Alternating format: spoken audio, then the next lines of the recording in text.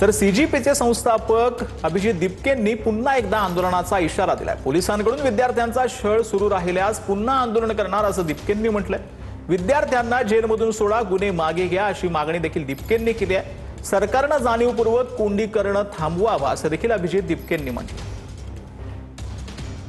मैं देख रहा हूँ कई सारे स्टेट्स में पुलिस जो है वो स्टूडेंट्स को हैरेस कर रही है, परेशान कर रही है। गवर्नमेंट स्टूडेंट्स को डराना धमकाना बंद कर दे। अगर वो इसी तरह पुलिस के द्वारा स्टूडेंट्स को डराएगी, धमकाएगी, डिटेन की धमकियां देगी, अरेस्ट की धमकियां देगी, तो कॉकरोच जनता पार्टी फिर से बहुत बड़ा प्रोटेस्ट करेगी। We will protest again if you keep harassing the students. Stop harassing the students.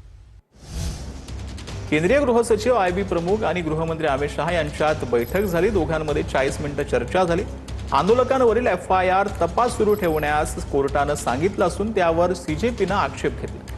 त्यानंतर बैठकीला महत्त्व आलंय। सरकारनं विद्यार्थ्यांवरील एफआयआर परत घ्यावेत या मागणीवरती सीजेपी आता सध्या ठाम आहे। राष्ट्रवादी काँग्रेस पार्टीचे खासदार सुनील तटकरे यांनी पंतप्रधान नरेंद्र मोदी यांची भेट घेतली। विकास कामांसंदर्भात सदिच्छा भेट असल्याचं यावेळेला तटकरेंनी म्हटलंय। काल केंद्रीय गृहमंत्री अमित शहा यांची सुनील तटकरे यांनी भेट घेतली। तर सुनील तटकरेंनी यावेळेला पंतप्रधान नरेंद्र मोदींची भेट घेतलेली आहे। विकास कामांसंदर्भात आपण सदिच्छा भेट घेतल्याचं यावेळेला तटकरेंनी म्हटलेलं आहे। विकास कामांसाठी ही भेट घेतल्याचं सांगितलं जातंय। काल तटकरेंनी अमित शहांची देखील भेट घेतलेली होती। आता सुनील तटकरेंनी पंतप्रधान नरेंद्र मोदींची भेटीची देखील माहिती आता समोर आली।